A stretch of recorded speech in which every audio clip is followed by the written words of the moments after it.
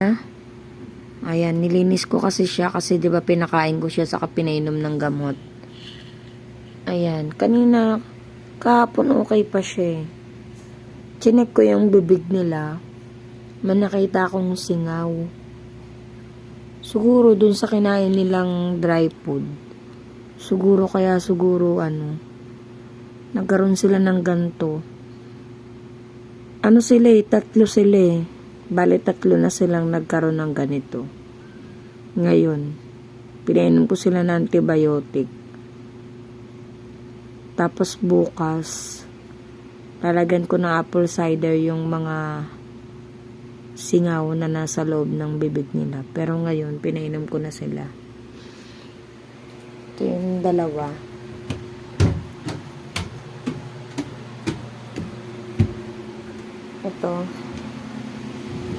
Ito yung isa. Siya yung unang-unang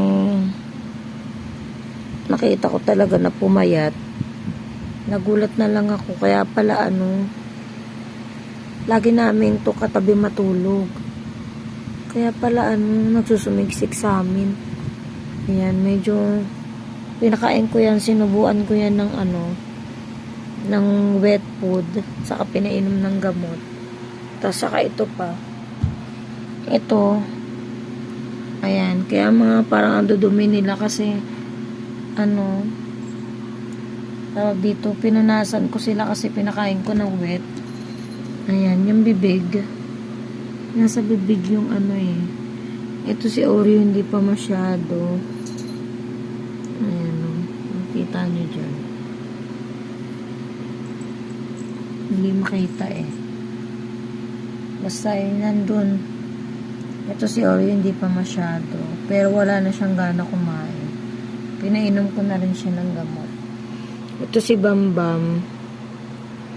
Ang naman nito, nagkaroon ng ringworm ba yung tawag doon? Ayan o. Kaya yan bukas gagamutin ko rin yan. Ayan.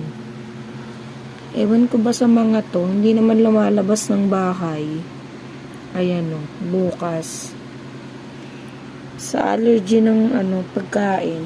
Sa kasi puknita rin o. Na-research ko, allergy pala to sa pagkain o dahil sa pagtubo ng buhok niya. Kakaligo lang ni Puknita. Ayan, pinaliguan ko yan. Kasi yung may nabili kaming pagkain, baka na-allergy sila doon. Ayan. Ito. Maakyat talaga dito, tumatabi. Pinainom ko na to ng gamot. Sana gumaling na sila.